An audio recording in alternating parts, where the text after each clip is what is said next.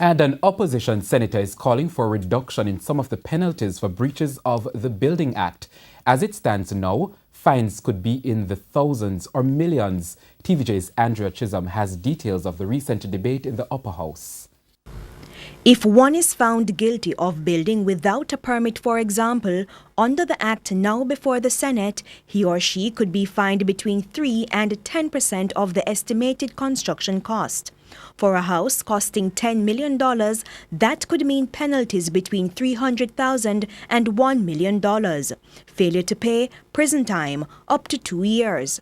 While he wants people to obey the law, Opposition Senator Wentworth Skeffrey says the fines are too high, especially for rural folks who usually get help from neighbors during construction. I call for a reduction in the fine, and I'm proposing, let's say a maximum of $300,000 as a start. And so the judge can use his or her discretion as to how much to charge based on the individual circumstances and the merit of each case. Now, clauses 52 through 58 of the building bill outlines how the local authority should deal with dangerous structures, those that threaten public safety. We must not let the political consideration guide our actions, but apply the law across all communities once due diligence have been done. There's also provision for a building appeal tribunal. Will we have 14?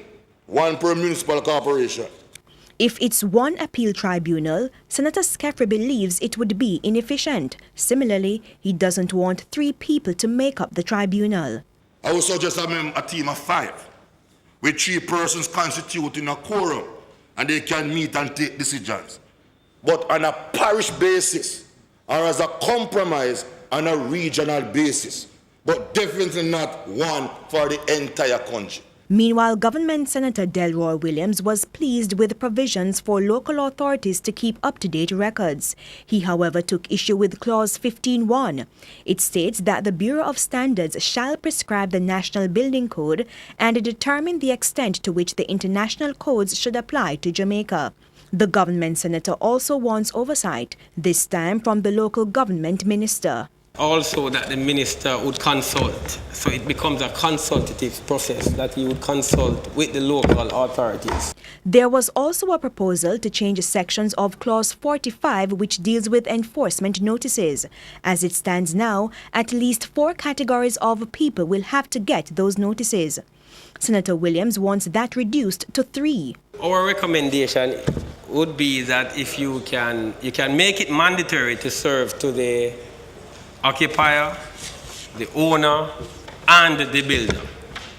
And then after that you could say or. The mayor of Kingston adds that it's usually difficult to find those concerned with the management of the work. Andrea Chisholm, TVJ News.